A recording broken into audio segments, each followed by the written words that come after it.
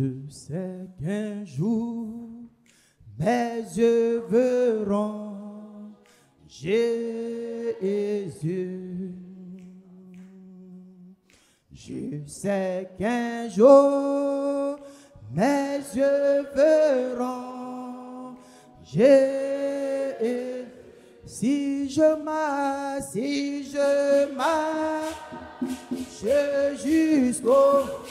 jusqu'au bout par la foi, et malgré tout, c'est qu'un jour mes yeux verront Jésus. Si je marche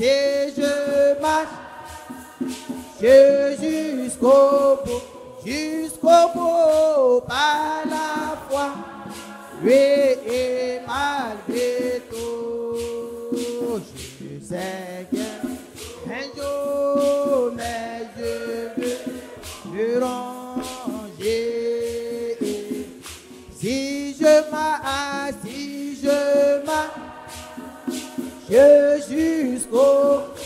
jusqu'au bout par la foi, et malgré tout, je sais qu'un jour mes yeux verront Jésus. Je sais qu'un jour mes yeux verront Jésus.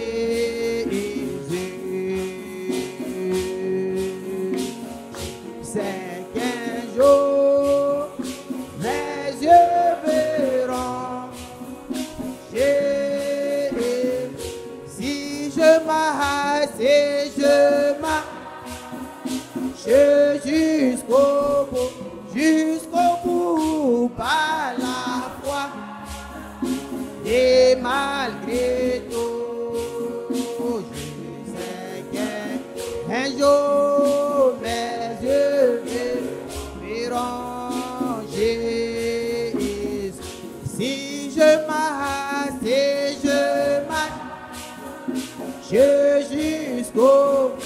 jusqu'au bout par la foi, et malgré tout, c'est qu'un jour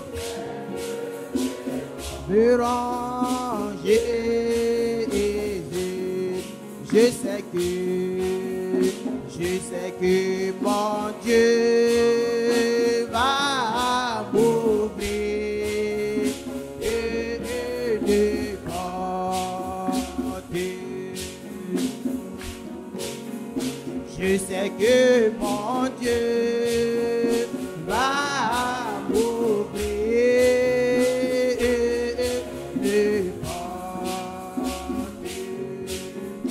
Si je me détourne de mes péchés, et si je vis bien, je me sens fait. Je sais que mon Dieu va m'ouvrir de portes.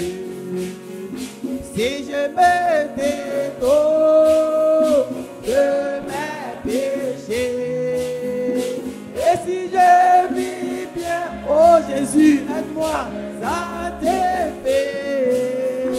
Je sais que mon Dieu va m'ouvrir de portes. Si je me détourne de mes péchés, et si je vis bien, je me sens aimé. Je sais que mon Dieu va m'ouvrir de portes.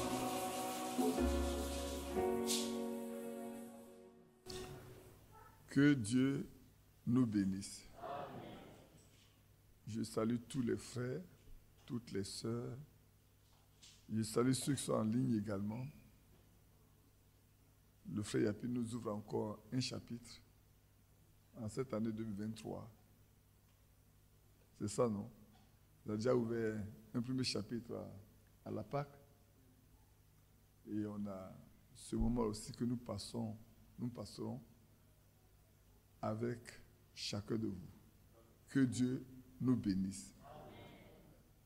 Il y a des éminents serviteurs qui sont assis à gauche.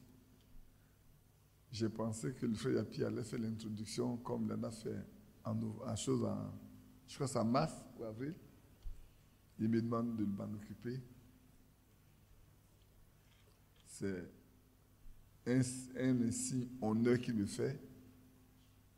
Ici, c'est lui qui est le responsable de l'église d'Akouré. Nous ne venons que rester avec lui et faire les choses comme Dieu conduit à ce que ça se fasse. Nous avons demandé au Seigneur de prendre ces moments dans ses mains. Bien aimés, nous sommes venus non pas pour nous rencontrer entre nous, non pas pour commérer, bavader, se chamailler, ce n'est pas pour ça qu'on est venu. On est venu pour montrer qu'il y a des hommes et des femmes qui cherchent à marcher avec le Seigneur. De sorte qu'on doit voir parmi nous une vie qui est différente de tous les autres. Vous savez, souvent, on va à des réunions. On dit que les chrétiens vont à des réunions, mais après chaque réunion, ce qui se passe montre bien qu'ils n'ont rien compris, ils n'ont rien saisi. Ils se comportent comme le monde. Je ne crois pas que nous sommes venus ici pour nous comporter comme le monde. Nous sommes venus ici pour être meilleurs. D'abord ici, vivre de façon différente. Et quand nous sortons d'ici également, prouver que là où nous sommes partis, le Seigneur a été avec nous. Je voulais féliciter nos bien-aimés frères qui font tout pour que les connexions soient faites régulièrement. C'est vrai. On en parlait dimanche passé. Nos sœurs également et tous ceux qui jouent aux instruments. Peut-être un jour viendra où on devra les présenter officiellement et puis prier pour eux. Pour qu'ils soient libres d'exercer ce qu'ils font pour nous aider à marcher et à tenir nos cultes ensemble. Amen. Vous voyez, pour qu'on vienne ici, il y a des personnes qui ont dû organiser notre voyage. C'est vrai, non? Prions pour que Dieu les bénisse pour tout ce qu'ils font. C'est vrai, ils le font avec abnégation. Ils ont des occupations de leur fonction ailleurs, mais quand il s'agit des choses de Dieu, ils se dévouent entièrement pour consacrer le temps, pour que nous ayons des bons moments. Je crois que les frères en ont parlé à nos sœurs. On nous a révélé qu'il y a des sœurs qui, malgré ce qu'on donne à manger ici, vont encore la nourriture dans les chambres. Nous invitons ces sœurs-là de ne pas le faire. Si vous voulez manger, il y a le grand patam qui est là, le préau qui est là, il y a là, le réfectoire qui est là. N'allez pas pour déranger vos sœurs et tout. Vous pouvez manger partout, mais pas dans les chambres. Même pas dans les salles d'eau également. N'allez pas dans les salles d'eau pour découper les tomates, les oignons et les concombres et tout. Si vous le faites, vous allez boucher les sanitaires et ça serait difficile pour que d'autres personnes puissent aller à leurs besoins. On le dit, nous sommes entre frères et sœurs, on n'a rien à se cacher, on en parle pour que nous puissions prendre conscience. Le soir, je pense que les autres en parleront, demain matin on en parlera, demain soir on en parlera, et on a demandé à notre frère Bouti qui fait tous ces efforts de vérifier s'il trouve une sœur qui est en train de le faire, On la prendra, on parlera avec elle. Et vous les soeurs également, regardez si vous avez une soeur qui fait ça, vous lui parlez, si elle ne veut pas écouter, mais approchez-nous. Nous allons parler de ça ensemble. Afin qu'elle puisse voir qu'on l'aime, mais il y a des choses qui ne peuvent pas se faire quand on est en public. Qui est d'accord? Et ça s'adresse aux sœurs. Hein. C'est vous les sœurs qui êtes concernées. Que Dieu bénisse chacun de nous. Non, nous ne saurions nous taire devant tant de cœurs souffrants. Resteriez-vous sans rien faire? Fuirez-vous encore nos rangs? Sous la croix, rien n'est pénible. En avant, frère, par la foi, tout est possible. Et la couronne est tout. Qui a compris ce qu'on a chanté? Qui a compris? Vous n'avez pas le droit de vous taire. Autour de vous, vous devez parler de Christ.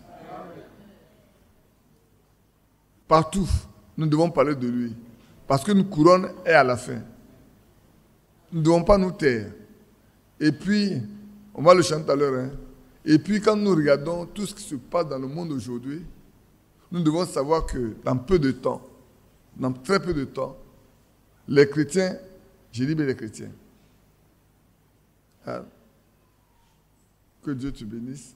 Vous êtes arrivés, tout le monde est arrivé. Dans peu de temps, les chrétiens vont partir à la maison. Je ne parle pas des chrétiens, hein?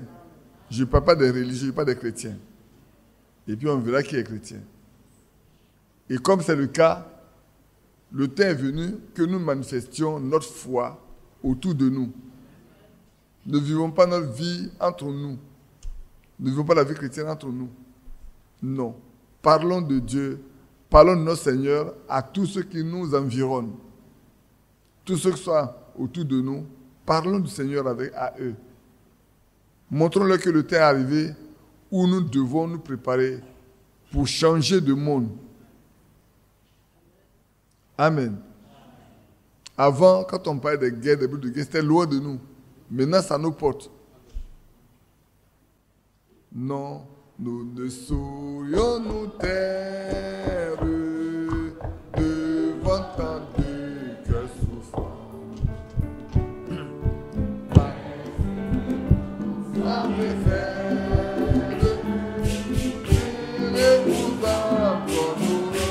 oh oui, sous la croix, rien n'est pénible. En avant, frère de peau, par la foi tout est possible. Et la couronne est au bout. En tout lieu plein d'espérance, traçant un sillon d'amour. Semons avec confiance, nos moissonnerons un jour. Oh oui, sous la croix, rien n'est pénible. En avant, frère de beau, par la foi tout est possible. Et la couronne est au bout. Au monde sans repentance, prêchons Jésus notre Dieu. Pourquoi tant d'insouciance? Il est en le.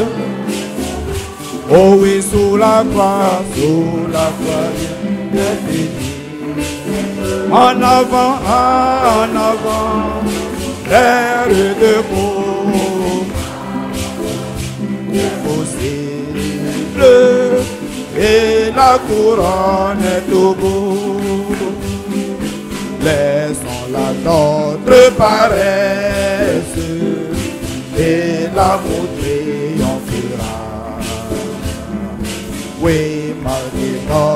faiblesse, la vérité lui vaudra. Oh oui, sous la croix. En avant, vers debout, à la fois tout est possible, et la couronne. Oh oui, sous la croix, en avant, vers debout, à la fois tout est possible, et la couronne.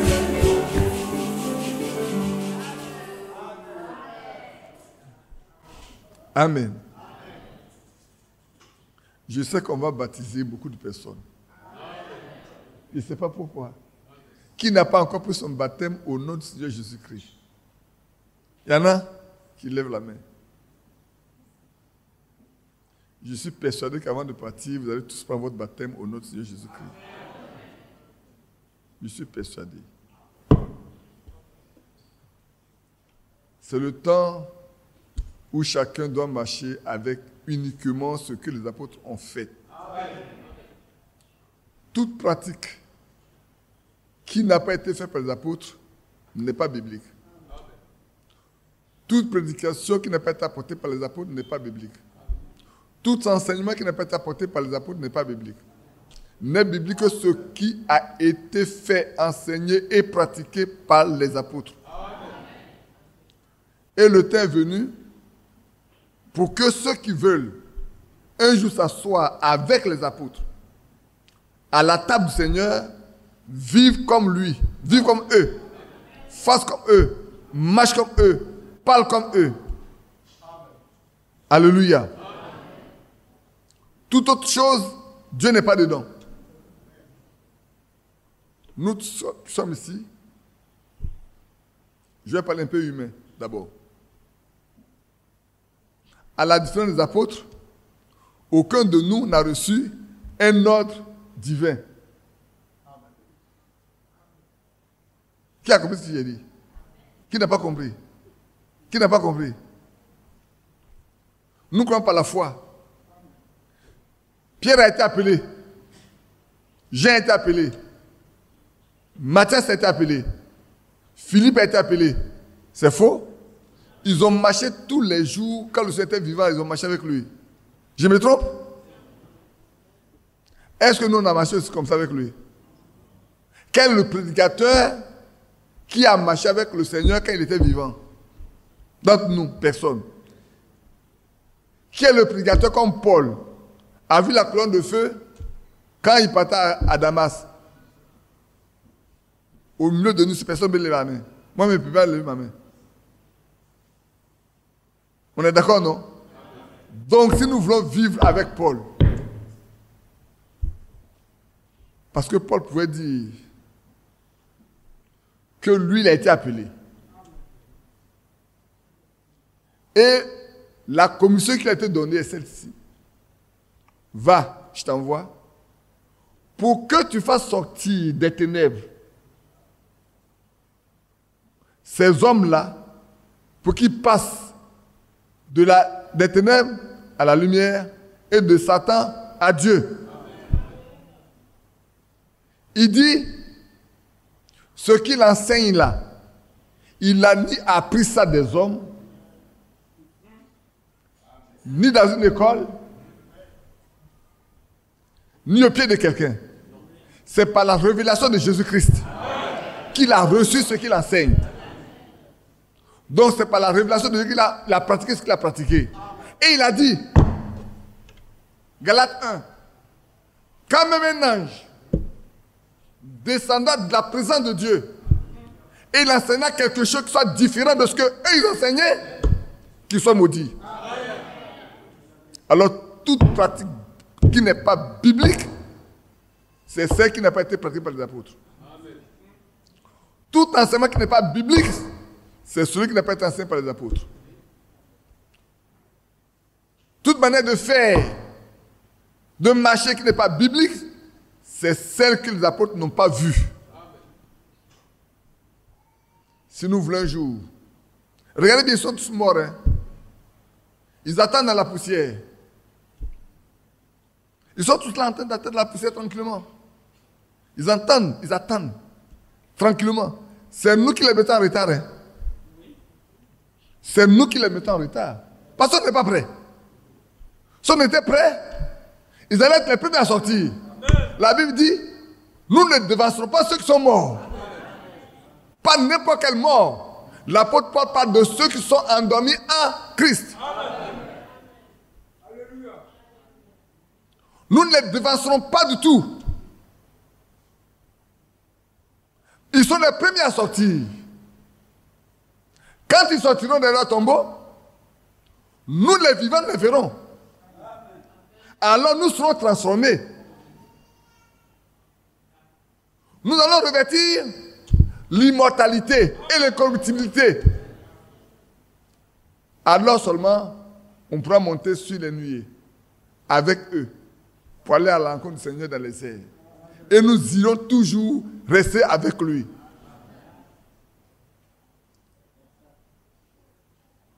C'est vrai, je dis que ceux qui n'ont pas accompli le baptême au nom de Jésus-Christ doivent le faire. Parce que Paul n'était pas là quand Pierre prêchait à la Pentecôte. Mais il a été baptisé par qui? Par Ananias de Damas. Il a invoqué le nom du Seigneur sur lui. De sorte que quand lui doit baptiser, il a baptisé aussi au nom du Seigneur Jésus-Christ.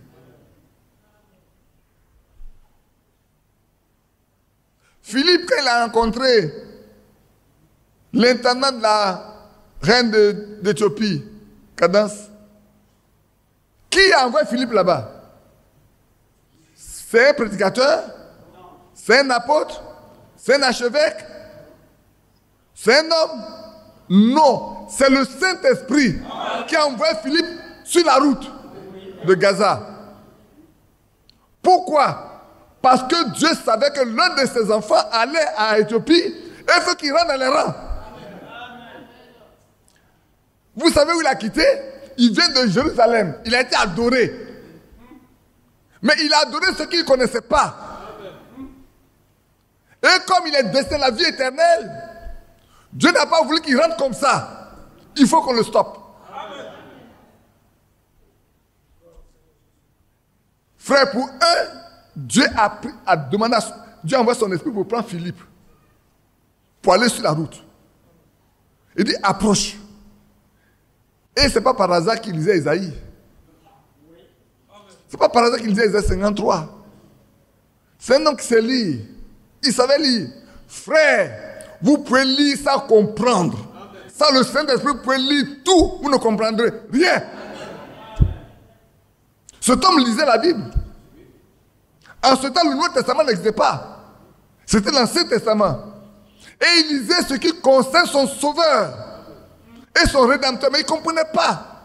Il dit, mais Philippe, de qui parle-t-on ce type-là? De qui parle Isaïe? Mais Philippe connaît de qui on parle là. Si tu ne connais pas de qui on parle, ce matin, on va te parler de qui on parle. C'est pour ça que nous sommes venus. Nous sommes venus parler de celui qui sauve, qui guérit, qui transforme, qui libère et qui affranchit. Philippe, de qui parle Isaïe?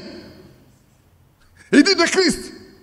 Et commençant à lui démontrer ce que c'est. Frère, quand on connaît Dieu, l'écriture n'est jamais cachée.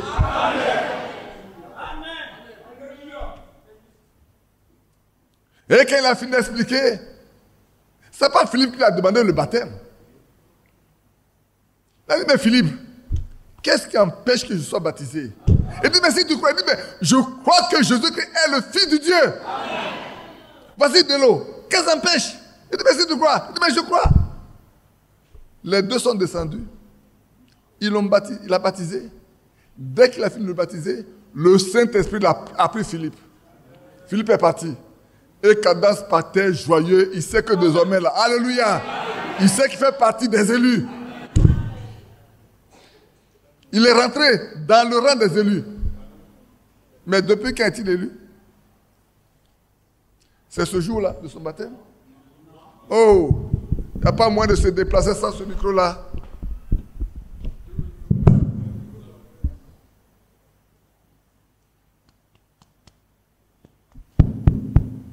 Que Dieu te bénisse.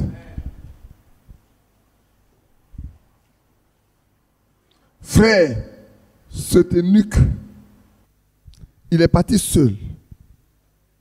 Mais il n'est pas parti seul.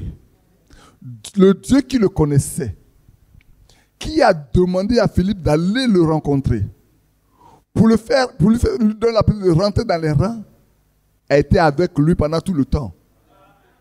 Mais depuis quand est-ce qu'il a été élu? C'est son baptême là? Non. La Bible dit, il a été élu dès la fondation du monde. Vous voyez les Écritures? Allons dans Apocalypse chapitre 18, verset 4. Vous savez, non, nous ne saurions nous taire devant tant de cœurs souffrants. Resteriez-vous sans rien faire? Fuiriez-vous encore nos rangs? Oh, sous la croix, rien n'est pénible. Allons, frères debout, par la foi, tout est possible. Je lis avec vous après chapitre 18, verset 4. Et j'ai entendu du ciel une autre voix qui disait, sortez du milieu d'elle, mon peuple, afin que vous ne participiez pas à ses péchés. Est-ce que c'est ce point? Oui, attendez que je continue. Il ne faut pas que je me trompe. C'est ce que je lis? C'est le passage? Oui, je cherche à voir où il y a la fondation. C'est le 17, c'est le 18, c'est le 18, non? Je sais que c'est le 18. Non, je sais aussi, même je sais aussi dans le chapitre 18 aussi. Le 18 aussi, il y en a. Il faut que je vous le trouve, il y a deux passages.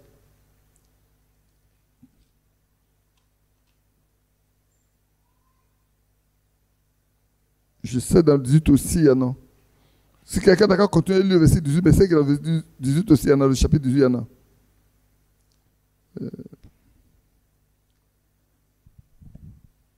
Il y a trois passages où on en parle. Il y a Éphésiens. Jean-Baptiste, il faut relire tout le passage du chapitre 18 là.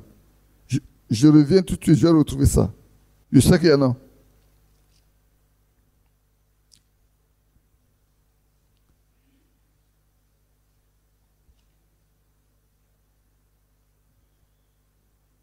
Qu'est-ce qui m'arrive? C'est ma Bible. C'est ma Bible, non? Combien? 20? 22, 18?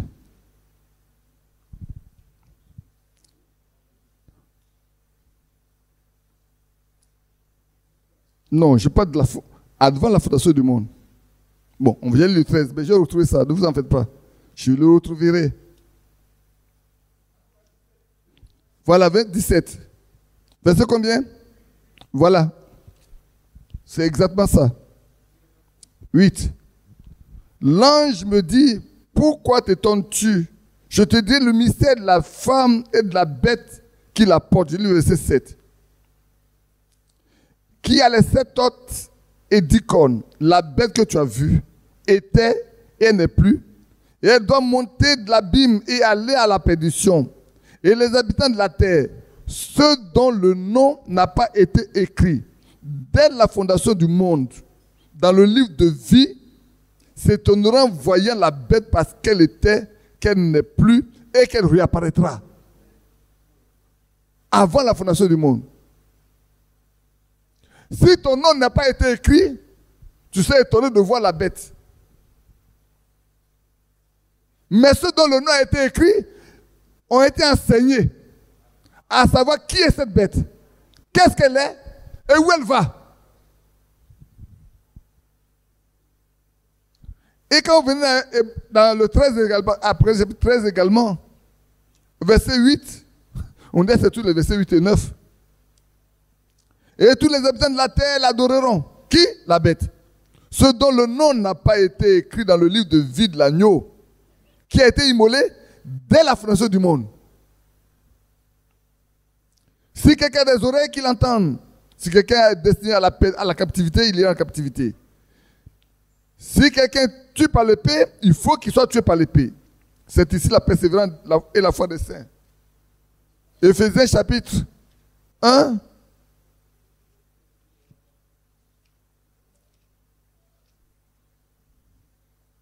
Verset 3.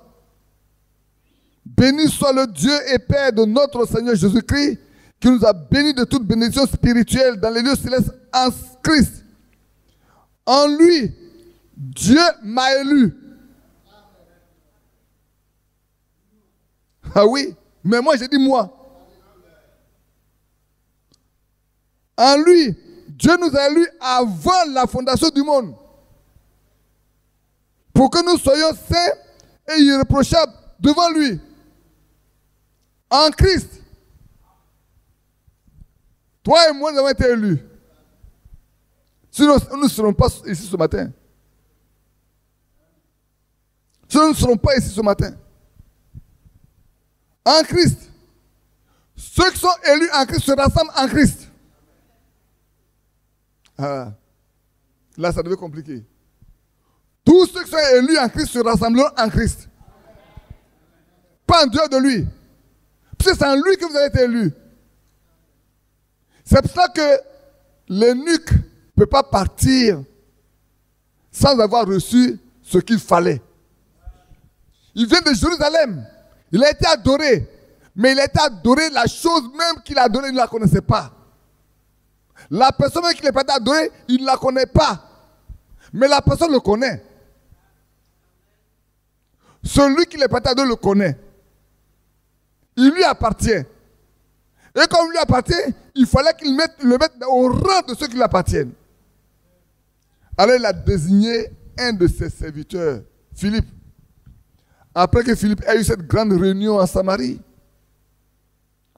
où beaucoup de miracles ont été faits, beaucoup de produits ont eu lieu, au point même un sorcier, magicien, a été subjugué. Et lui-même, il s'est fait baptiser. Frère, c'est vrai. Beaucoup peuvent se faire baptiser, mais ne pourront tenir la route et tenir sur la route que ceux qui lui appartiennent. Ceux qui ne lui appartiennent pas ne tiendront pas sur la route. Et c'est vrai. Quelqu'un va me dire, mais c'est ce que tu as prévu? Non, c'est pas ce que j'ai prévu, mais ce que le Seigneur veut qu'on dise. Vous comprenez, frère? Le temps est arrivé, frère. Vous qui n'êtes pas encore baptisés au nom du Seigneur Jésus-Christ, levez-vous, je vais voir. Ceux qui n'ont pas encore pu le baptême au nom du Seigneur Jésus-Christ, levez-vous, je vais voir. Vous avez vu votre main, maintenant, levez-vous. Vous n'avez pas de vous lever, levez-vous. Pas les enfants c'est vous. Est-ce que vous êtes prêts à prendre un engagement pour marcher à Jésus? Qui est prêt? Qui lève la main, quoi qu'il soit debout. Qui n'est pas prêt? Qui n'est pas prêt, assois-toi. La personne qui n'est pas encore prête à s'asseoir. Ceux qui sont prêts à prendre l'engagement au nom de Jésus-Christ, ils tiennent debout. Alors, vous êtes venus chercher quoi? Vous qui ne voulez pas, vous n'avez pas pu votre baptême, mais qui êtes venus chercher quoi ce matin? Ceux qui n'ont pas pris le baptême, leur engagement, ils sont levés, ils sont assis là. Vous êtes venus chercher quoi? Maintenant, je ne parle pas à ceux qui sont debout. Ceux qui sont debout sont ceux qui disent qu'ils vont s'engager à prendre le baptême. Maintenant, il y en a qui sont debout et qui sont assis. Ils disent qu'ils ne sont pas prêts. Vous qui n'êtes pas encore, vous dites que vous n'êtes pas encore prêts, vous parlez un peu, quelques minutes. Les autres, asseyez-vous.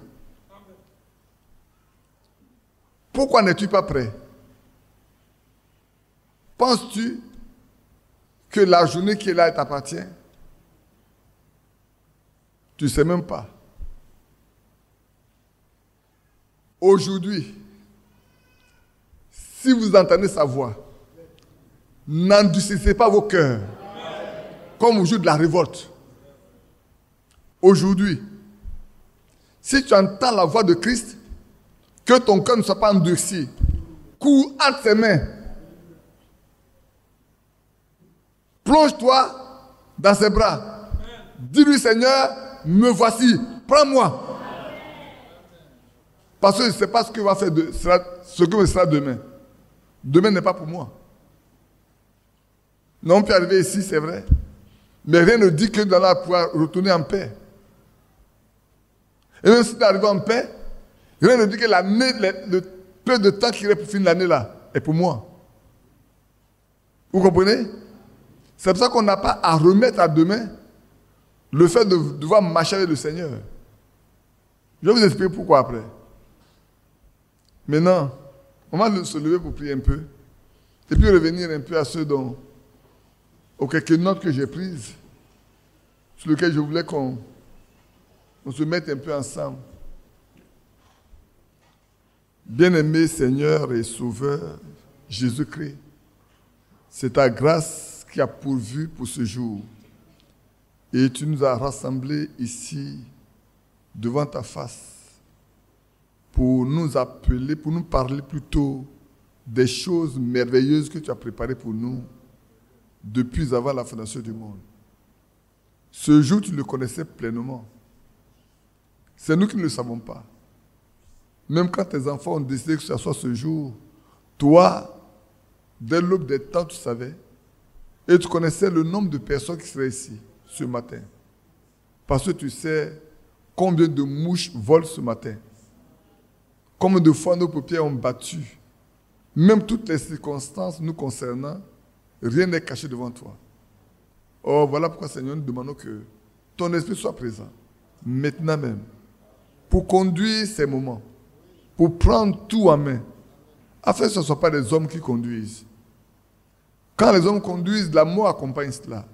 Mais quand l'Esprit de Dieu conduit, il y a la vie. Que ce matin, la vie de Christ nous soit accordée. Son esprit nous soit accordé. Seigneur, tu as dit, si 2 ou 3 sont d'accord pour être ensemble, tu seras au milieu d'eux. Et nous sommes plus que 2, nous sommes plus que 3. Nous t'invitons à être au milieu de nous, à prendre le contrôle de toutes les réunions, à tout diriger toi-même. Certainement qu'il y a des affligés, des malades, ô notre Dieu. Mais ta promesse est certaine. Tu guéris les malades, tu consoles les affligés. Qu'il en soit encore ainsi ce matin, notre Père. Parle-nous, comme au jour où tu as réuni tes enfants, Père tout puissant au monde. La Bible dit que tu es descendu sur le monde, tu leur parlais du haut des cieux. Ce matin, parle-nous du haut des cieux. Que ce ne soit pas un homme qui nous parle, mais que ce soit toi qui parles. Même si tu as dit des hommes, alors Père tout à que l'Esprit de Dieu vienne parler comme autrefois. Que nos cœurs soient nourris. Notre esprit se repose en toi seul. Bénis-nous et prends le contrôle de toutes ces réunions et celles de ce matin au nom de Jésus-Christ. Amen. Amen. Asseyons-nous. J'avais commencé à étudier avec nos frères le livre de Romains, le chapitre 8 de Romains. Je vais résumer le premier verset qu'on a étudié un peu et puis on va poursuivre. Romains chapitre 8, le verset 1 dit « Il n'y a donc maintenant aucune condamnation pour ceux qui sont en Jésus-Christ. » Et on a vu qu'il ne peut plus avoir de condamnation parce que pour qu'il y ait une condamnation, il faut qu'il y ait d'abord un jugement. C'est à la suite du jugement qu'on peut condamner quelqu'un. Et c'est vrai que l'acte dont les ordonnances condamnées avaient été dressées déjà. On a lu ça dans Colossiens chapitre, je crois, 2. L'acte a été déjà dressé. Les ordonnances condamnées à cause de nos offenses, de nos péchés, de nos iniquités. Mais Christ est venu et il a pris la place. Il s'est fait pécher pour qu'on soit fait justice de Dieu. Il a été jugé à notre place. Il a pris notre place à Golgotha. À la croix, il a souffert pour nous. Il a été condamné. Or, on ne peut pas condamner quelqu'un 2 fois, 3 fois pour un même acte. L'acte pour lequel on devait être condamné là, lui, il a pris la condamnation. Donc, on ne peut plus être jugé. Du coup, on est libéré. Mais on n'est pas libéré pour faire ce qu'on veut. On est libéré pour marcher avec lui. Ainsi donc, désormais, il n'y a plus moyen de condamner. Mais qui ne peut pas être condamné? Est-ce que tout le monde peut ne pas être condamné? Non, non. Et l'apôtre Paul a pris soin de bien préciser. Il dit, il n'y a donc maintenant, à l'heure où nous sommes, comme, parce que quand il dit maintenant là, chaque jour quand je dois c'est maintenant. Hein. Demain c'est maintenant, quand je suis demain là c'est maintenant. Aujourd'hui c'est maintenant. Le soir c'est maintenant. Demain matin quand il vient nous dire c'est maintenant. N'est-ce pas? Perpétuellement c'est maintenant. Quand on me prendra c'est maintenant, je ne peux pas être condamné. Mais c'est qui ne peut pas être condamné? Seulement ceux qui sont en Christ Jésus. Si quelqu'un n'est pas en Christ Jésus, la condamnation subsiste pour lui.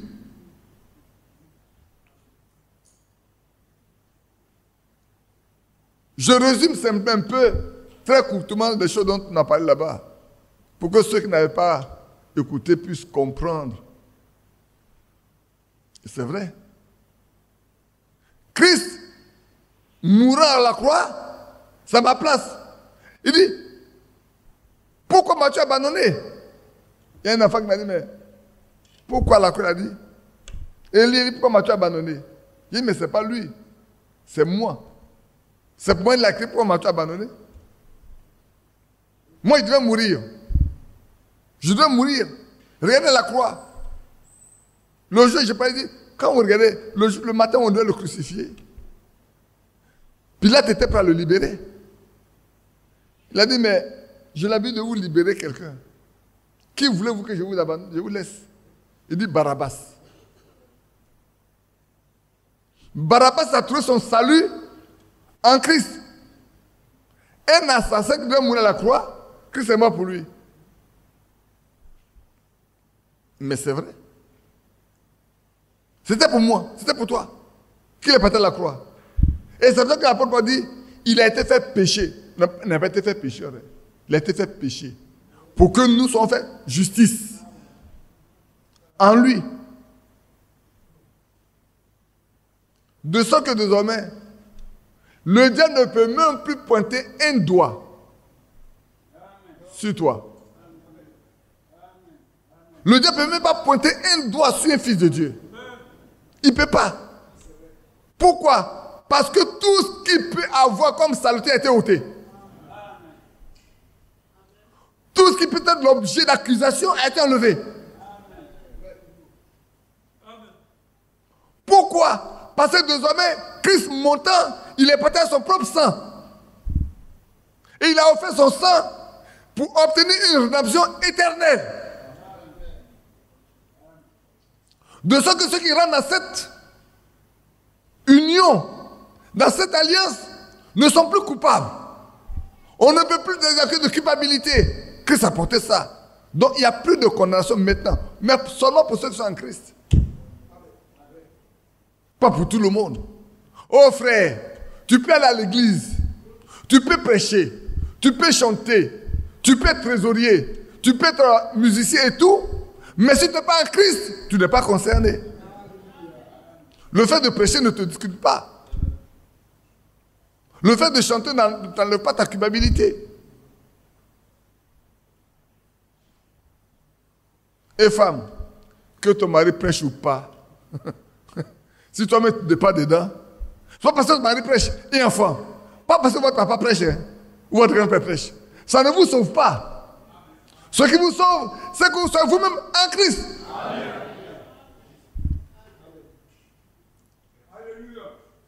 Maintenant, dès maintenant, Paul dit, il n'y a plus de condamnation. Oh, c'est merveilleux. Hein? Quand tu sais que on ne peut pas... Frère, attendez, revenez un peu. J'ai lu avec nos frères le témoignage d'un grand évangéliste américain, Daniel Carey. Daniel Carey était un grand évangéliste. Il a gagné beaucoup d'âmes au Seigneur. Et puis un jour, Peut-être il a fait un son, il a fait une vision. Il est mort. Et puis il se retrouve devant la porte, la belle. Je me demande s'il n'a même pas vu parmi ceux qui passaient des gens à qui il a parlé de Dieu. Il arrive là-bas et dit, mais je suis Daniel Carré. J'ai passé toute ma vie à servir Jésus-Christ. J'ai gagné beaucoup d'âmes à lui. Maintenant, mon temps sur la terre est terminé. Je suis venu, je vais rentrer. Il dit, mais monsieur, doucement, doucement, doucement. Ici, ce n'est pas comme ça. Ici, ce n'est pas comme ça. Il faut qu'on sache qui tu es. Il dit, mais je suis Daniel Carré. Il dit, bon, attendez, il n'y a pas le livre pour voir si ton nom est dedans. On prend le livre, son nom ne figure nulle part.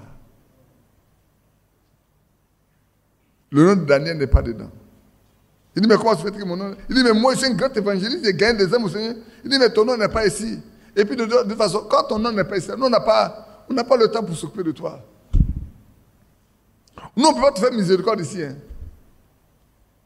Ton nom n'est pas dedans. Nous, on s'occupe de ceux dont le nom est ici. Ton nom n'est pas ici, on ne peut pas s'occuper de toi.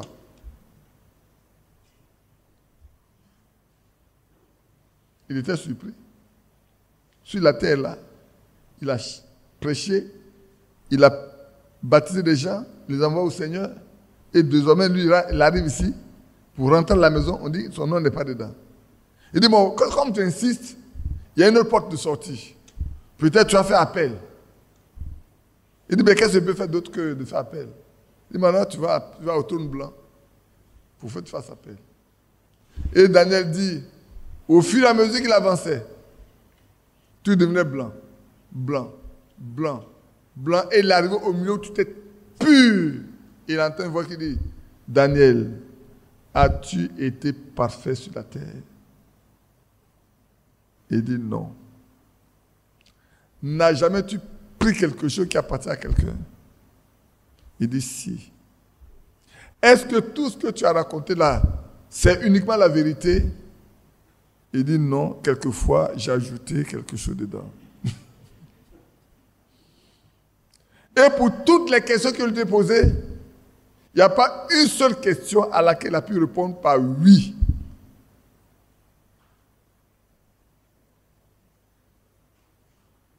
Et d'après son témoignage, à l'instant où il était, c'est comme s'il doit y avoir une grande explosion qu'elle a dit « Condamné !» Mais c'est à ce moment-là que quelque chose de merveilleux va se passer pour lui. Il y a une voix qui s'est levée derrière lui pour dire « Père, Daniel n'est pas parfait. C'est vrai. Mais là-bas, sur la terre, il a pris position pour moi. Ici, moi aussi, je prends position pour lui. En Christ, il n'y a pas de condamnation. S'il n'était pas en Christ, Daniel serait condamné. Ce matin, frère, ce matin, ma soeur, pour celui qui est en Christ, il doit savoir qu'il n'y a pas de condamnation. Pas parce que tu prêches. Pas parce que tu chantes. Pas parce que tu joues le rôle de Dieu ou de trésorier. Ou même les enfants qui sont derrière en train de s'occuper des appareils. Rien ne garantit quoi que ce soit. Ce n'est pas ça qui les garantit quelque chose. Ce qui garantit quelque chose, c'est qu'un jour, le prix a été payé et il faut rentrer dans l'alliance qui a été faite. Oh oui. Cette nouvelle alliance, regardez l'ancienne alliance là. Oh là là, comme hier on en parlait. Le sacrificateur doit toujours rester debout.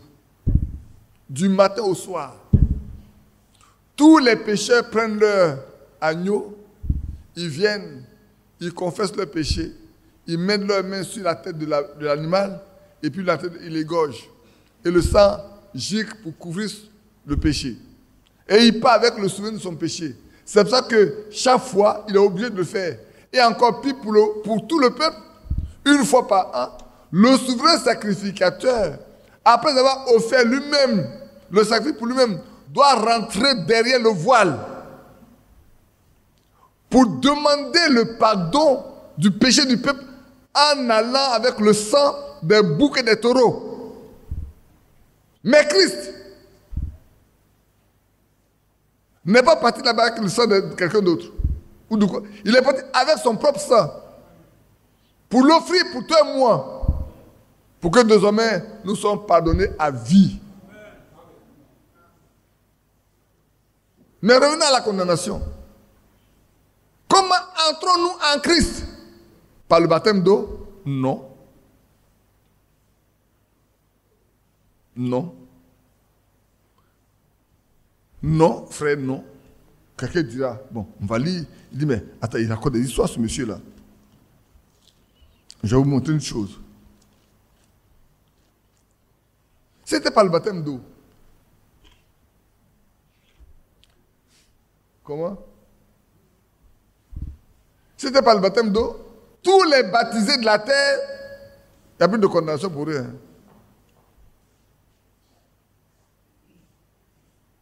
Allons lire dans Galates. Je voulais dire que, allons lire dans Galates d'abord. Lisons dans Galates chapitre 3.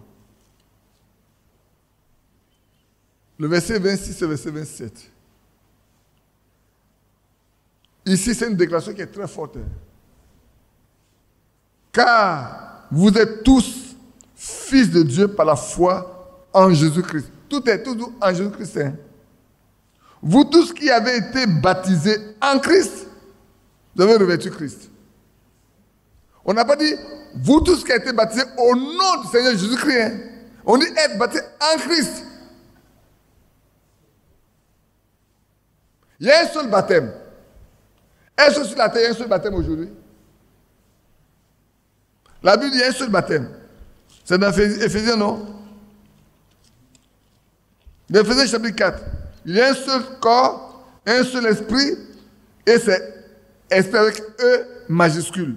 C'est le Saint-Esprit. Comme aussi vous avez été appelés à une seule espérance par votre vocation. Il y a un seul Seigneur, une seule foi, un seul baptême.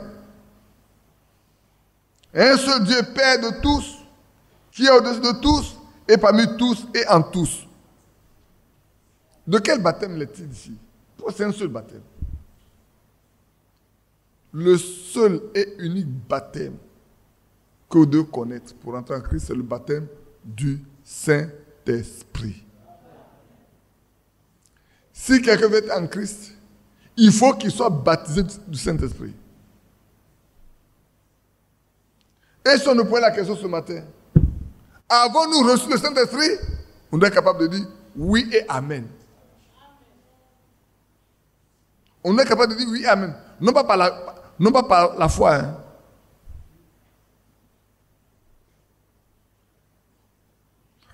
La grâce sous du salut nous a été donnée. On sait. Parce que souvent on dit par la grâce du Seigneur. Par la grâce du Seigneur. Par la grâce du Seigneur. Oui, tout le monde, par la grâce du Seigneur, oui. Mais quand quelqu'un est malade compris pour lui, quand il a reçu la guérison, il sait qu'il a reçu la guérison, non? Ou c'est pas ça? Quand quelqu'un est malade compris pour lui qu'il est guéri, il sait qu'il est guéri. Donc si vous voulez savoir également, vous devez savoir que vous avez reçu le Saint-Esprit. Pour entrer en Christ, frère, c'est une exigence primordiale. Si quelqu'un veut ne plus passer par la condamnation, il doit rentrer en Christ. Dès maintenant. Aujourd'hui encore, c'est possible. Hébreu nous dit, il y a un jour de repos qui attend.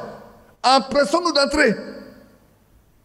Chacun de nous doit se presser d'entrer dans ce repos pour se reposer de toutes ses œuvres. Plus de condamnation en Christ. Pour ceux qui sont en Christ. Ma soeur, mon frère, tu n'es pas en Christ, cours pour entrer. Ne donne pas le sommeil à tes yeux, ni à tes genoux. Reste là jusqu'à ce que, frère, souvent, quand vous voyez les gens, ils ont écrit derrière leur voiture, Dieu dirige mes affaires. Ils ne savent pas. Je vais vous donner le témoignage de cet homme-là, le Tourneau. Le Tourneau, son père était un serviteur de Dieu. Il était un jeune croyant, mais il a cru après son baptême. Après, on pourrait dire que c'est un enfant qui est sauvé. C'est ça, non? C'est ça, non? Mais il va nous démontrer le contraire. Ceux qui peuvent aller acheter son livre, disent, Dieu dirige mes affaires, achetez, Dieu dirige mes affaires, le tourneau. Et un jour, alors qu'il devait aller travailler son papa à l'atelier, son père l'a envoyé chercher des barres de fer pour venir. Et il est parti prendre 2 barres de fer. Il traînait ça comme ça. Et puis il arrive sous un arbre, il dit, mais attends. Je suis né dans une maison où on sait Dieu. Je travaille dans l'entreprise avec mon papa qui est serviteur de Dieu. Mais moi-même, quelle expérience j'ai eue avec Dieu? J'ai pris mon baptême, c'est vrai. Mais qu'est-ce qui me garantit qu'avec ce baptême-là, moi, si je meurs, je vais au ciel? Il a jeté les 2 barres de fer, il est resté à genoux. Quand il se levait, il était à la nuit. Mais quelque chose se passe dans son cœur. Il a su que quelque chose vient de rentrer dans son cœur, qui ne sortira plus jamais. Et quand il est arrivé là, les barres de fer, son papa l'a attendu, mais mon garçon, qu'est-ce que ça fait que tu as mis du temps? Il dit, papa, arrivé à tel lieu-là, quelque chose m'a saisi. Il dit, mais attends, j'ai pris mon baptême, tu es mon père, mais est-ce que le fait que tu sois mon père me garantit le ciel? Ou même mon baptême me garantit le ciel? Je ne veux en avoir l'assurance que si je mourais maintenant là, je rentre dans le paradis. Et je me suis tombé à genoux. Et quelque chose s'est passé, il dit, c'est la meilleure chose que tu as faite. Le travail peut attendre. Qui a compris? Le travail peut attendre. Mais là, ça ne peut pas attendre. Ce que tu viens de faire là, ça ne peut pas attendre. Parce que la mort peut venir demain. Si tu n'es pas rentré aujourd'hui, que tu mourrais demain, mais on va dire que tu as pris ton frère, écoutez-moi bien. Il y a des moments où on a des frères, des soeurs qui meurent. On va organiser de grandes veillées. Et puis on fait de grandes déclarations. C'est faux? On fait de grandes déclarations. Ah, notre frère va au ciel. Mais pourtant, on n'a pas tout le témoin de sa vie. On n'a pas tout le témoin de sa vie. On n'a pas tout le secret de sa vie.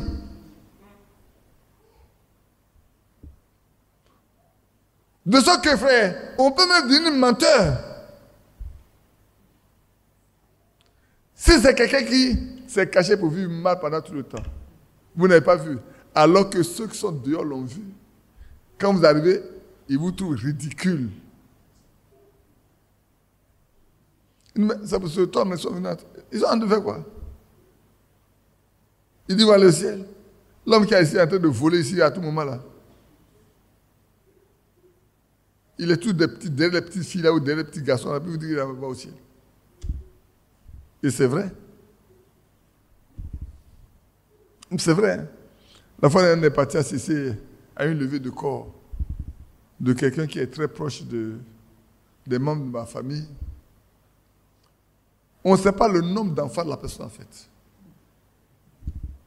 On ne sait pas le nombre de femmes de la fête. Au point où même on ne peut pas citer le nom de sa veuve.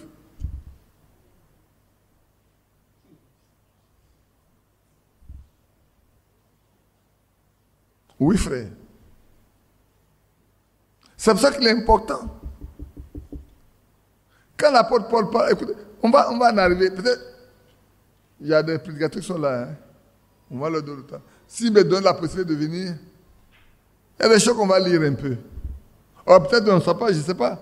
Peut-être on va parler. Il est déjà 11h combien? 11h25. J'ai encore un peu de temps, non? La réunion du soir commence à quelle heure?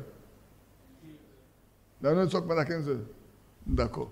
C'est pas moi, hein? Mais vous avez choisi de dire, c'est moi?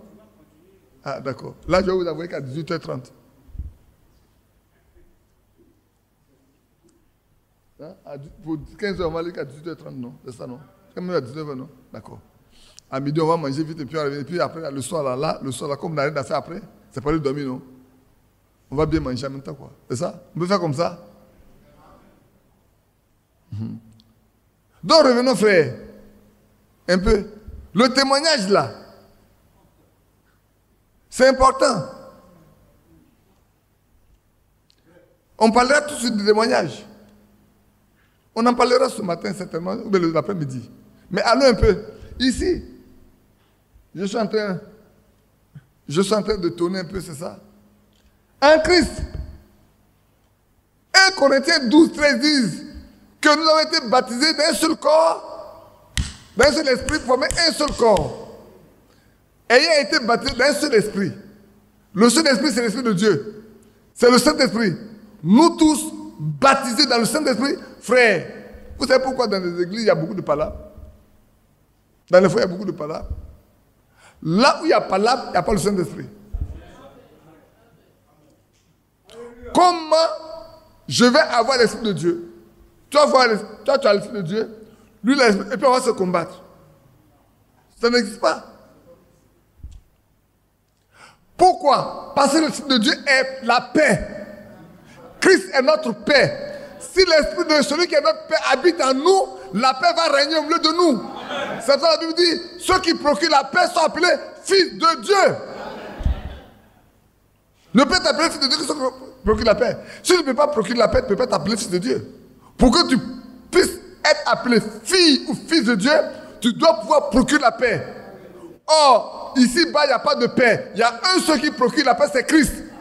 Et il dit à ses disciples, dans quelques maisons que vous rentrerez, dites que la paix soit.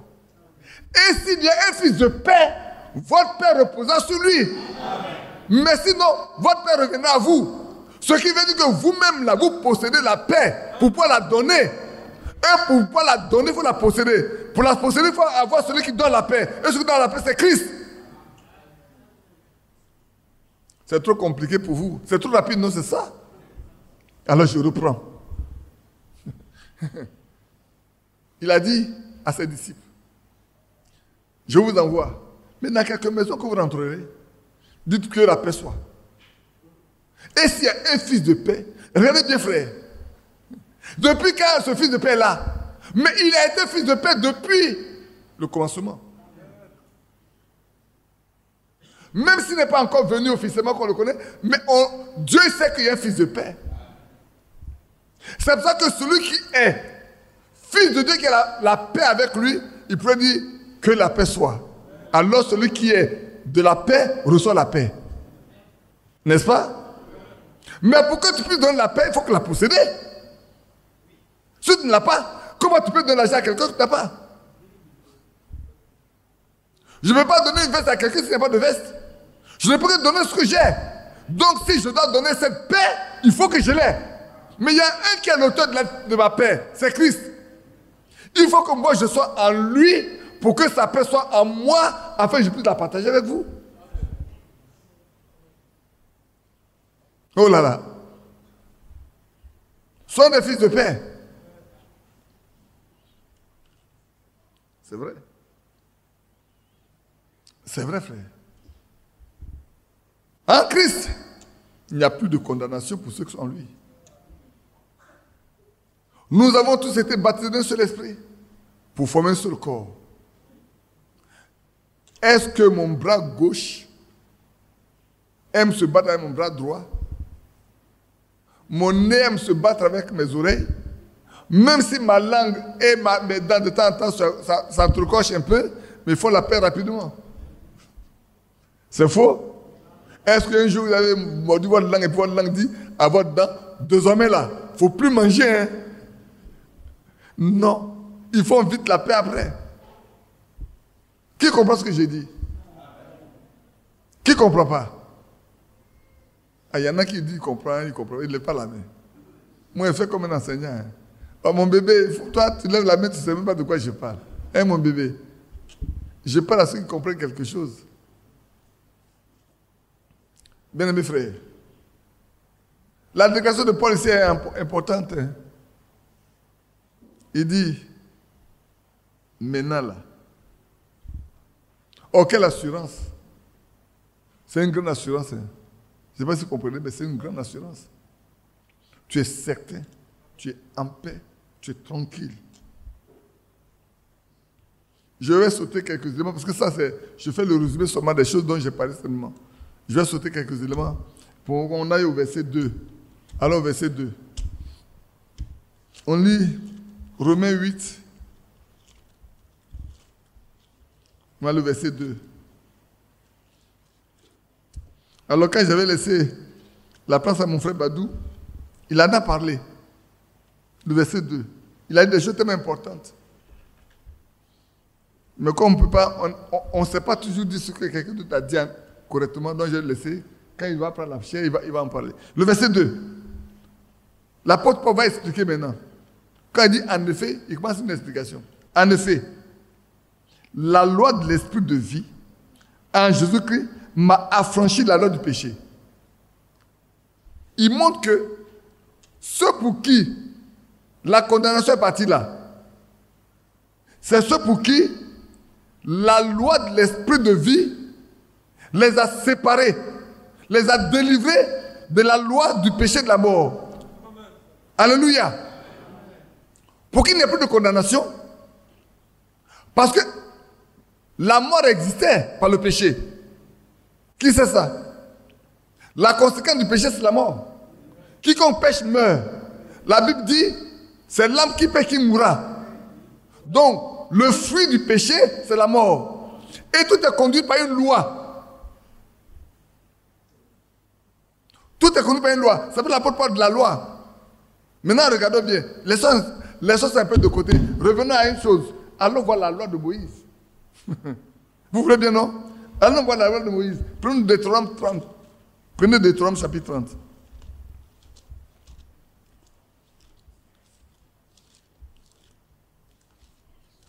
Tout est conduit par une loi. Mais allons dans Deutéronome chapitre 30. Deutéronome 30.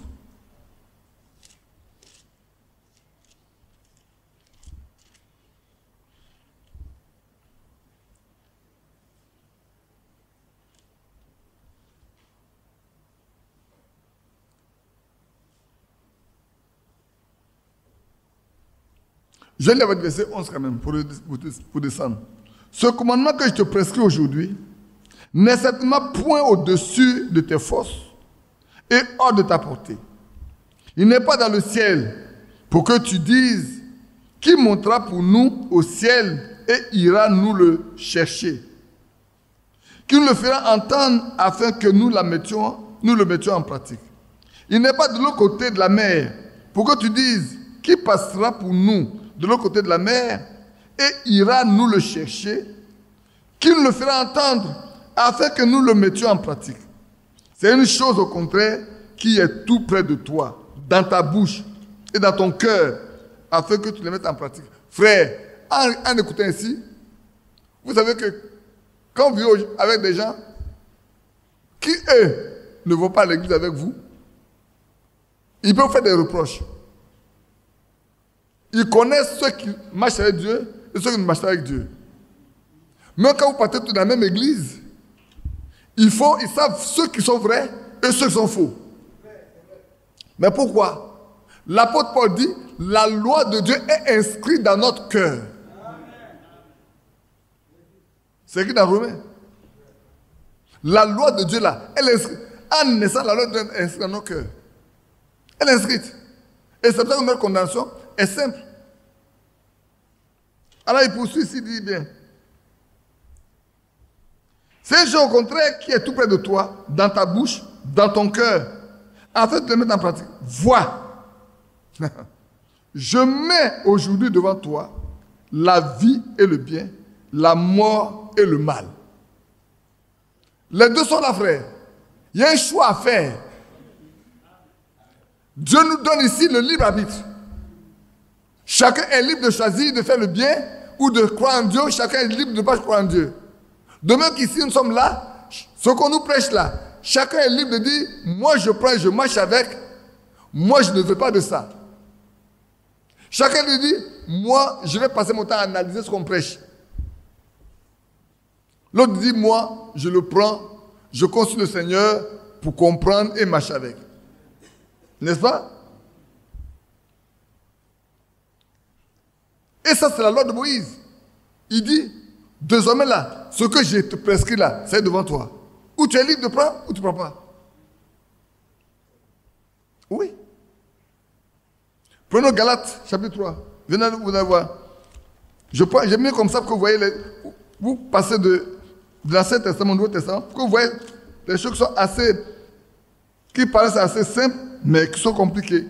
Galates chapitre 3, disons le verset 10 au verset 12. Car tous ceux qui s'attachent aux œuvres de la loi sont sous la malédiction. Car il est écrit, maudit est quiconque n'observe pas tout ce qui est écrit dans le livre de la loi et ne le met pas en pratique. Et que nul ne soit justifié devant Dieu par la loi. Cela est évident, puisqu'il dit, le juste vivra par la foi. N'est-ce pas? Or, la loi ne procède pas de la foi, mais dit, celui qui la mettra en pratique ces choses, vivra par elle. Frère, l'apôtre Paul connaît bien la loi. Il a été enseigné par le plus bon professeur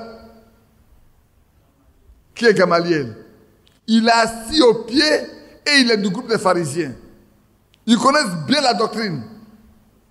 Et quand Dieu l'a amené, il a comparé ce que l'Esprit de Dieu lui révélait. Il a pris la Bible assis pendant des années en Arabie pour vérifier chaque chose qui lui a été révélée sur la base de ce qui est écrit. Il a passé tout au pain fait.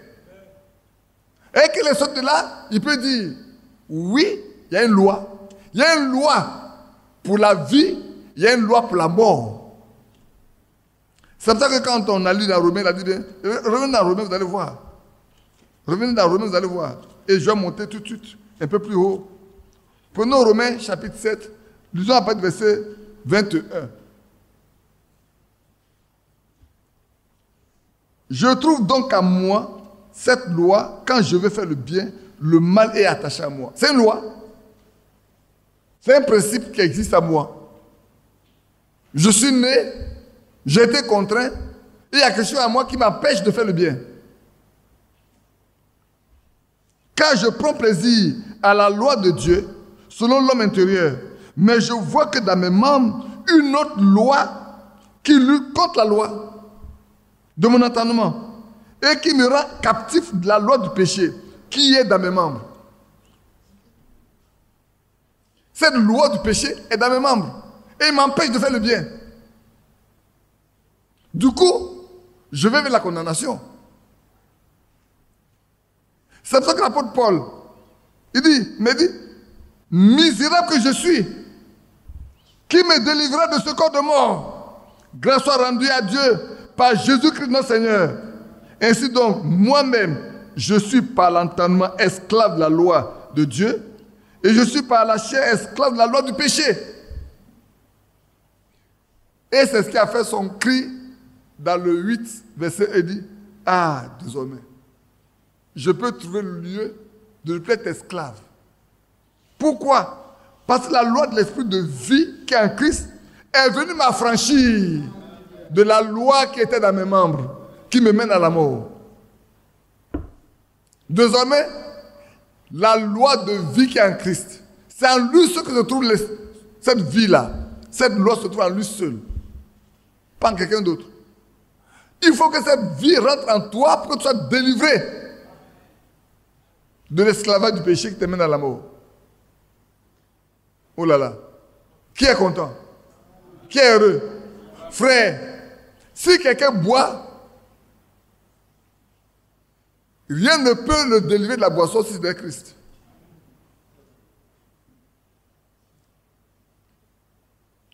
Si quelqu'un est un prostitué ou une prostituée, il n'y a rien d'autre qui puisse le délivrer que Christ. C'est vrai.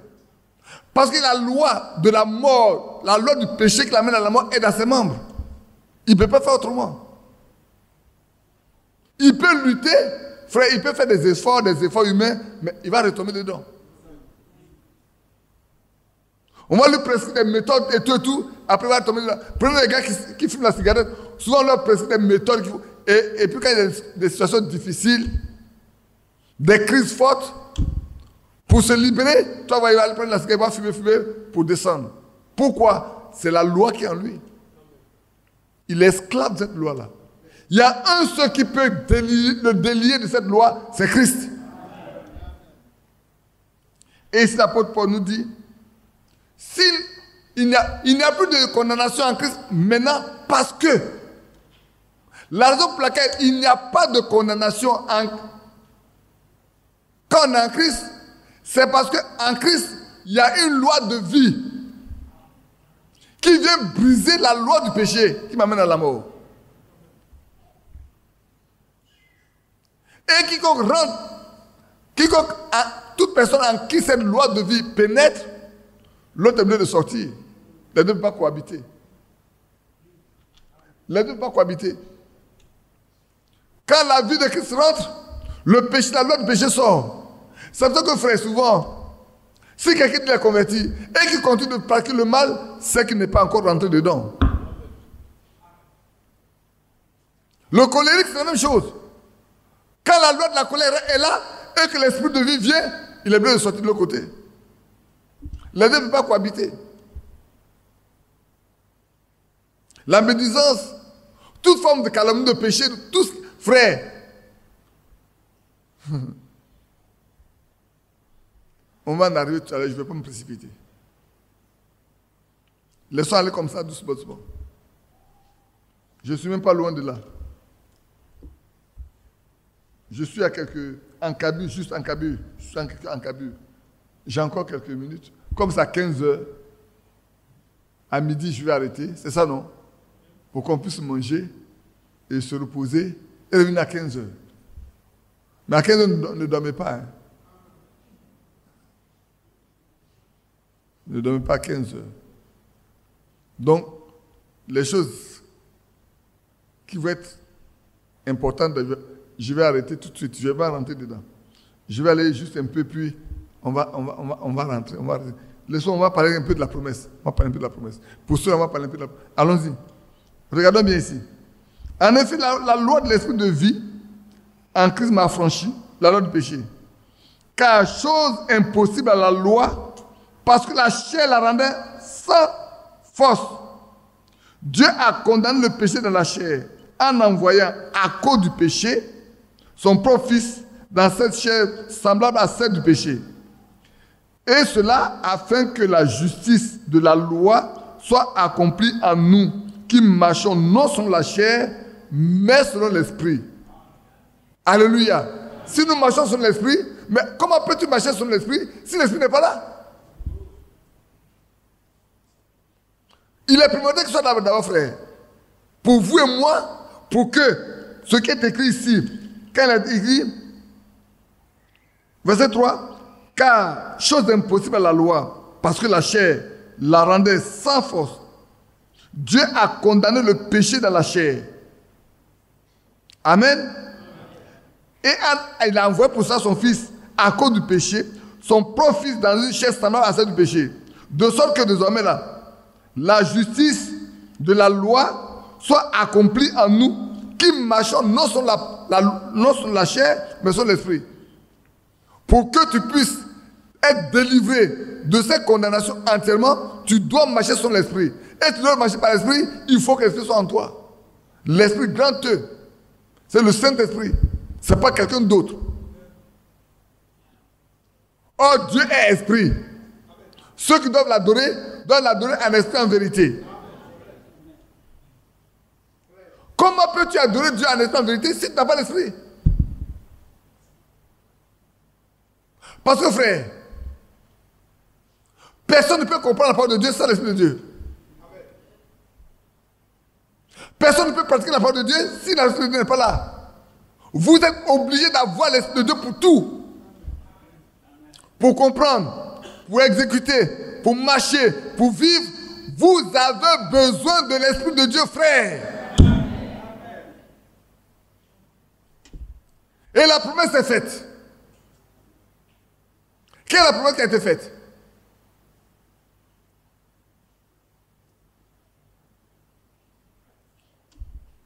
La promesse qui a été faite, c'est la promesse de la vie éternelle. Et la vie qui est éternelle, il y a une seule vie qui est éternelle. C'est la vie de Dieu qui est une vie éternelle. Une vie qui n'a pas de commencement, qui n'a pas de fin. Toute autre chose a un commencement. Jésus-Christ a eu un commencement. C'est vrai ou c'est faux? Il est né un jour. Et physiquement, il est mort un jour.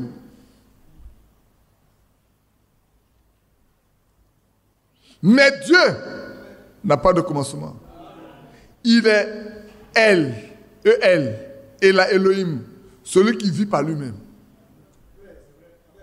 Celui qui n'a ni commencement de vie, ni fin de vie. C'est pour cela que quand Abraham a rencontré Melchisedec, quand il a trouvé de ces rois-là, quand il a battu tous ces rois, il a retiré son neveu, et qu'il a pris tout le venait. Oh! Celui qui n'a ni commencement de vie, ni fin de vie, Melchisedec, roi de Salem, l'a rencontré. Il est venu au devant d'Abraham. Pourquoi? Parce qu'Abraham est un ami de Dieu.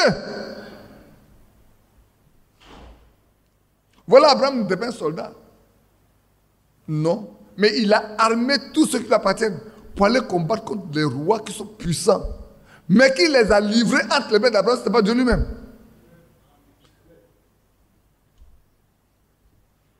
Et quand il est arrivé, il y a des choses que nous prenons maintenant, non? Quand il est arrivé, Abraham lui a donné la dîme de tout.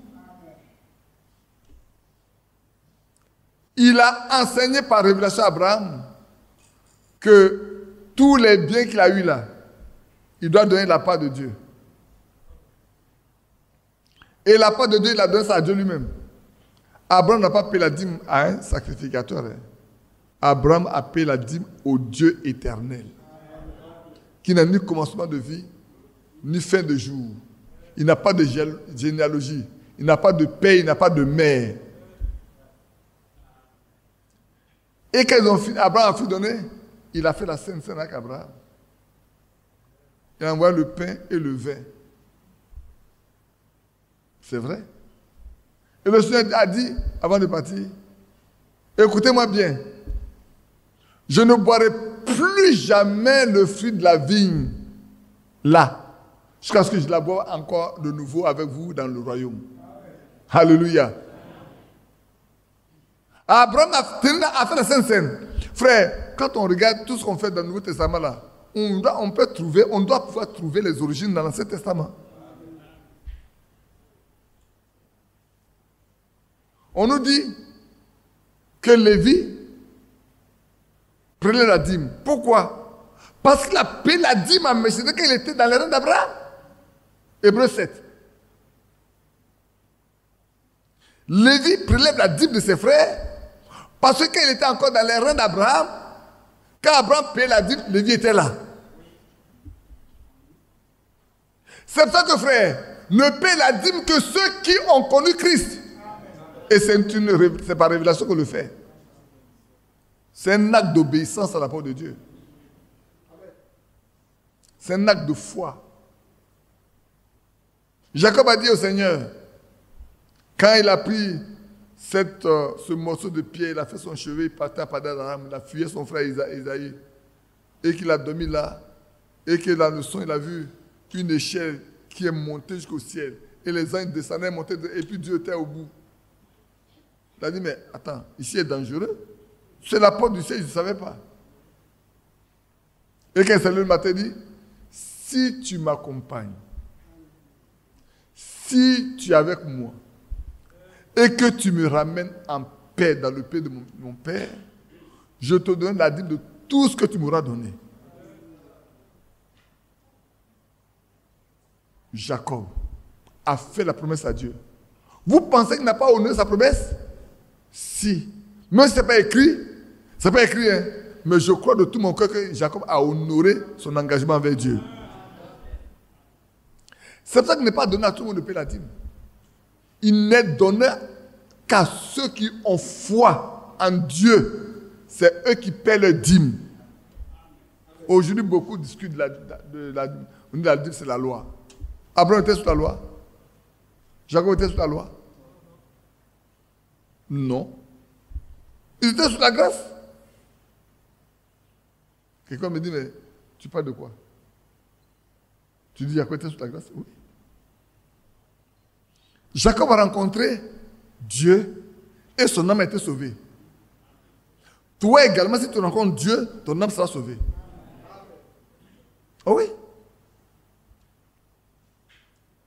Abraham était obligé de quitter sa patrie, de quitter ses dieux, de quitter sa famille, de quitter sa parenté, pour que Dieu lui montre là où il doit partir. Toi également, comme Abraham, tu dois quitter ta patrie, tu dois quitter ta parenté, tu dois quitter tes servitudes, tu dois tout quitter pour appartenir à Christ, pour que tu puisses rentrer dans le pays où il t'a amené. Quelle est la promesse qu'on a? C'est la promesse de la vie éternelle. Vous voulez qu'on le lise? Mais je vais vous le lire avec vous. Allons dans 1 Jean. Je regarde les versets que j'ai pris. J'ai pris quelques versets. Je ne vais pas tout vous donner au risque de vous dans... Non, prenons Jean 2 d'abord. Non, prenons 1 Jean, oui, 1 Jean 2. Prenons 1 Jean chapitre 2. 1 Jean chapitre 2. Il va être midi. Oh là là, je n'ai que 6 minutes. Allons dans 1 Jean chapitre 2. Le verset 24. Je lis à partir du verset 23. Quiconque nie le Fils n'a pas non plus le Père. Quiconque se déclare publiquement pour le Fils a aussi le Père. Que ce que vous avez entendu dès le commencement demeure en vous. Si ce que vous avez entendu dès le commencement demeure en vous, vous demeurez aussi dans le Fils et dans le Père. Et la promesse qui nous a été faite, c'est la vie éternelle. La promesse qui nous a été faite là, c'est la vie éternelle. Et si nous lisons dans 1 Jean chapitre 5,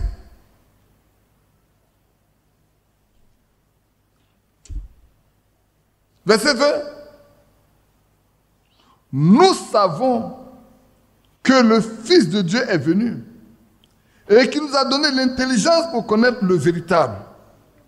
Et nous sommes dans le véritable, en son Fils Jésus-Christ. C'est lui qui est le Dieu véritable et la vie éternelle. Jésus est la vie éternelle. Tu viens voir la vie éternelle? Est Jésus en toi? Si tu viens voir la vie éternelle, il faut que Jésus soit en toi. Pour que Jésus soit en toi, il faut que son esprit soit en toi.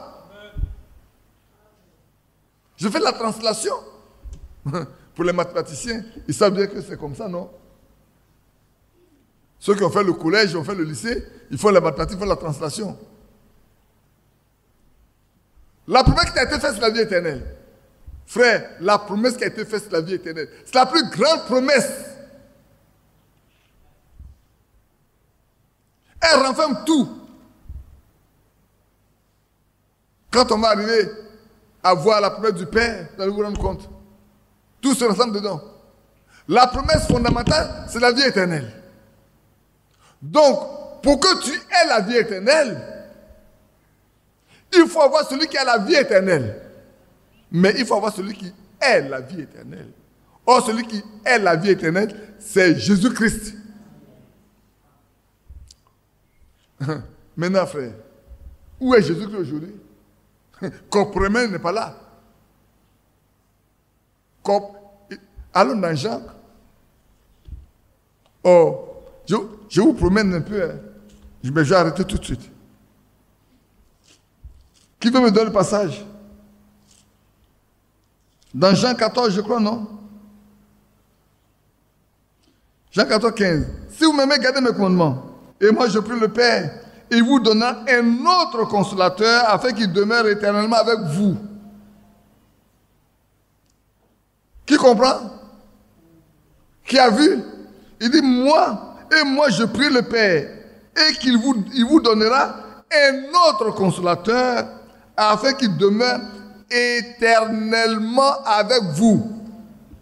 L'esprit de vérité que le monde ne peut pas recevoir, parce qu'il ne le voit point et ne le connaît point. Mais vous le connaissez, il demeure avec vous et il sera en vous. C'est qui? C'est Christ. Pour le moment où il parlait, il était avec eux. Mais quand il va partir, il va revenir pour habiter. Christ, le Saint-Esprit, c'est Jésus-Christ venu pour nous habiter. Qui a compris ce que j'ai dit? Le Saint-Esprit, c'est Jésus-Christ venu pour habiter dans l'homme. Il est venu pour habiter dans l'homme. Encore un peu de temps, et le monde ne me verra plus, mais vous me verrez, car je vis et vous vivrez. Si quelqu'un, verset 23, si quelqu'un m'aime, il gardera ma parole, et mon Père l'aimera. Nous viendrons à lui, et nous ferons notre demeure chez lui. La promesse qui a été faite, c'est la vie éternelle. Et la vie éternelle, c'est Jésus-Christ. C'est lui qui a la vie éternelle, c'est lui qui est le Dieu véritable de la vie éternelle. Et beaucoup ne comprennent pas ça. Aussi longtemps que tu ne comprends pas ça, tu ne peux pas savoir quelle est l'importance d'avoir le Saint-Esprit authentique. Oui, mon frère. Maintenant, je termine ici pour que vous sachiez dans Acte 1 et Acte 2. Terminons par les deux. Et puis, on va demander à Frère Badou de prier pour nous. Acte chapitre 1. Qui est heureux? Nous ne parlons pas pour avoir une connaissance dessus. Hein. Nous parlons pour que ça devienne une vie pour nous. Acte chapitre 1. Avec le verset 5. Car Jean a baptisé d'eau, mais vous, dans peu de temps, vous serez baptisés du Saint-Esprit. Alors les apôtres réunis lui demandaient, Seigneur, est-ce en ce temps que tu rétabliras le royaume d'Israël? Il leur répondit, ce n'est pas à vous de connaître les temps ou les moments que le Père a fixés par lui-même, par sa propre autorité. Mais vous recevrez une puissance. Et le Saint-Esprit, se venant sur vous, vous serez mes témoins dans la Judée, d'abord à Jérusalem, dans la Judée, dans la Samarie, jusqu'aux extrémités de la terre. Ou bien je n'ai pas bien lu? J'ai bien lu? Il y a quelque chose qui me ramène un peu en arrière. Laisse-moi voir verset 4. Comme il se trouvait avec eux, il leur recommanda de ne pas s'éloigner de Jérusalem, mais d'attendre ce que le Père a promis. Ah, frère, vous voyez, non? J'ai laissé quelque chose. L'Esprit de Dieu m'a emmené derrière pour que vous voyez de quoi il est question. C'est la promesse du Père.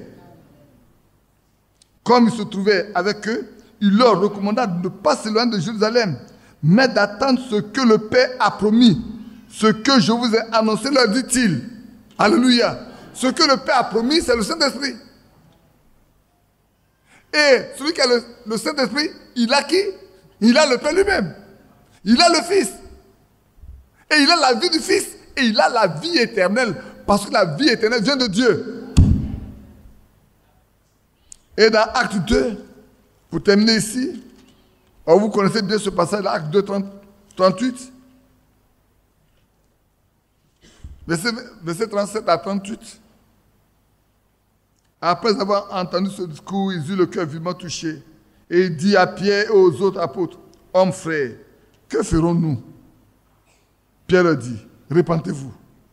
Et que chacun de vous soit baptisé au nom de Jésus-Christ, à cause du pardon des péchés. Et vous recevrez le don du Saint-Esprit.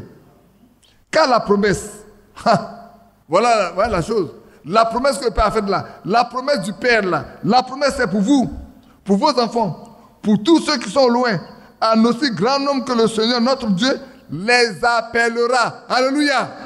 Frère, ne peut être concerné par cette promesse que celui que le Père appelle. Il n'est pas question de dire, je me joins. Ça n'a aucun sens. Je m'associe. Ça n'a aucun sens. Sois d'abord appelé. Il faut que le Père t'appelle. Parce que Jésus a dit, oh là là, ceux que le Père me donne viendront. Personne ne peut venir à moi à moins que le Père ne l'attire. Veux-tu aller à Jésus? Laisse-toi attirer par le Père. Aussi longtemps que tu n'es pas attiré par le Père, tu ne peux pas aller à lui. Quand tu es attiré, alors tu vas. Et ici dit, ne l'auront que ceux que le Père appellera. Ne l'auront que ceux que le Père appellera. C'est pour ça que beaucoup ont des problèmes avec ça. Oh, regardez Philippe. Celui que le Père a appelé, Philippe l'envoie vers lui. De qui je parle? Je parle de l'intendant de la reine d'Éthiopie. Le Père savait qui il était. Il a fait d'adorer à Jérusalem. Il partait pour lui partir dans son pays en Éthiopie. Mais Dieu le connaissait. Il fallait le ramener. C'est comme les 2 disciples de Maüs. Après la crucifixion, ils étaient tellement dans le désarroi qu'ils pouvaient dire, ben, écoute, nous on a espéré qu'on va occuper des grands postes avec cet homme-là. Maintenant, les postes nous ont échappé. Lui-même, il a été mis à mort. On ne sait plus. Même les femmes nous ont étonnés, disant qu'il est ressuscité. Mais lui-même, ils ne l'ont pas vu. Là, il a dit qu'il est ressuscité, mais ils ne l'ont pas vu. Il dit, ah bon? Ils ne l'ont pas vu. Ils ne l'ont pas vu. Pourtant, c'est lui qui était avec eux. Il ne veut pas qu'ils se détachent des autres. Ils sont déjà détachés des autres. Il voulait aller créer. Il dit non, n'allez pas. Venez. Et il a paru aller plus loin. Le Seigneur s'est fait ça. C'est la 2e fois qu'il a fait ça, non? Il a paru s'éloigner, aller plus loin. Comme si leur compagnie ne l'intéressait pas. Qui sait qu'il a fait ça 2 fois? Vous ne savez pas qu'il a fait ça 2 fois? Mais il a fait ça 2 fois. Il a fait ça 1 fois avec Abraham. Quand il passait le chemin. Abraham a couru pour aller insister pour qu'il vienne. C'est faux? Abraham a couru pour aller insister. Non, c'est pourquoi vous vous reposez, que vous passez à côté de moi. Venez vous reposer un peu. Et la bénédiction a accompagné ça. Hein? Vous êtes d'accord, non? Abraham les a forcés un peu, ils sont venus. Mais la bénédiction a accompagné. Alors le secret qui est dans le cœur de Sarah a été dévoilé. Et l'année qui suit, le fils mâle est né, Isaac est né. La promesse a été faite. Et ici également, le Seigneur paraissait s'en éloigner. Il dit non, viens avec nous, il se fait nuit, viens, reste avec nous. Il se fait tard. Il ne savait même pas que celui qui est avec eux est l'auteur de la vie et que la nuit ne le ferait pas. Il est la lumière, la nuit ne le ferait pas. Mais quand ils sont rentrés dans la salle et qu'ils ont trouvé à manger, c'est lui, écoutez bien frères, lui qui est l'étranger au milieu d'eux, c'est lui qui prend le pain pour le rompre. Pourquoi? Parce qu'il est le maître. Et quand il a ouvert, il a rompu le pain pour leur donner, leurs yeux s'ouvrent. Frère, vous ne voyez pas quelque chose? Pendant tout le temps, ils ont marché, leurs yeux étaient empêchés de le reconnaître. Pendant tout le temps, ils ont marché ensemble là. On lui posait des questions, il posait des questions, puis il répondait. Ils ne l'ont pas reconnu. Mais quand il a rompu le pain pour leur donner, la Bible dit, leurs yeux s'ouvrirent. Et quand leurs yeux sont ouverts pour le reconnaître, il a disparu. En même temps, ils n'ont plus mangé. Hein. Ils ont fait demi-tour pour aller à Jérusalem. Frère, vos yeux peuvent t'empêcher de voir la gloire de Dieu. Et vous avez besoin que Dieu vous ouvre l'esprit, votre intelligence et vos yeux pour comprendre les choses de Dieu. Nous devons prier, frère, pour que Dieu puisse nous ouvrir les yeux, notre entendement et nos cœurs pour comprendre ce qui est de Dieu. Sans cela, on ne comprendra jamais rien. On ne verra jamais rien. Même quand le Seigneur fera beaucoup de miracles au milieu de nous, on ne le comprendra pas, on ne verra pas. Que Dieu nous bénisse. On va s'arrêter ici pour ce matin. Et puis on va revenir à 15 heures. Pour aborder quelques points très intéressants. Nous allons voir les différents types de personnes qui existent. Même dans le milieu des croyants. Je ne parlerai pas des 3 types de croyants, comme Frère Bernard a prêché. Non, je ne parlerai pas de ça. Quoique les deux s'apparentent. Vous allez voir. On va parler de l'homme naturel, de l'homme charnel et de l'homme spirituel. On va comprendre maintenant, ça va permettre à chacun de nous de savoir dans quelle catégorie de personnes on est. L'homme naturel, qui il est, l'homme charnel, qui il est, l'homme spirituel, qui il est. Et vous allez voir ce que ça va amener. Frère, il y a beaucoup de richesses dans la chose de Dieu. Que Dieu vous bénisse. On peut se lever ensemble. Ô Père, ne compte pas mes forfaits. Ô Père, ne compte pas mes forfaits. Voici le don de mon cœur, c'est le fruit de ma vie. Étends ta main, étends ta main, et bénis-moi.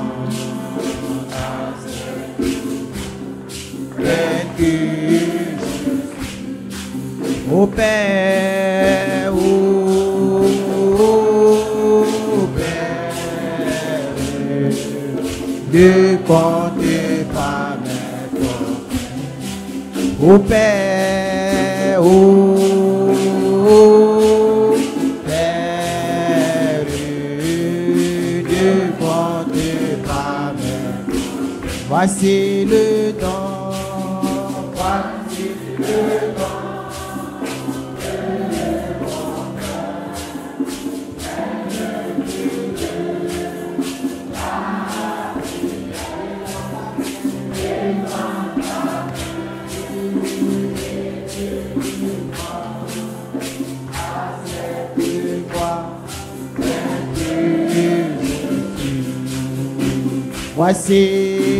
Voici le don de mon cœur, c'est le fruit de ma vie. Étends ta main, étends ta main, Jésus, et bénis-moi, accepte-moi.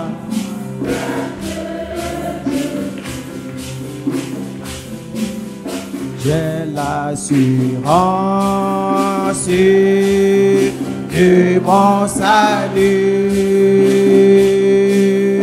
par la présence du Seigneur Jésus.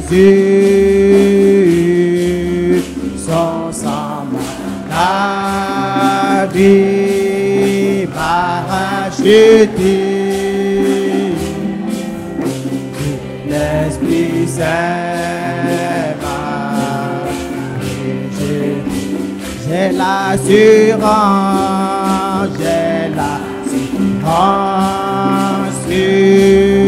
de mon salut par la présence du Seigneur Jésus. Son sang la vie m'arrache, l'Esprit Saint.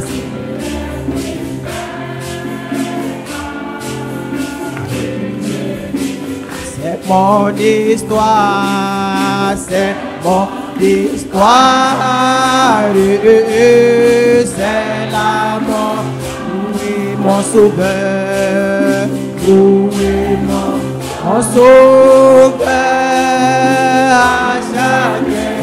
C'est mon histoire, c'est mon histoire. Oh, c'est la mort, louez mon sauveur.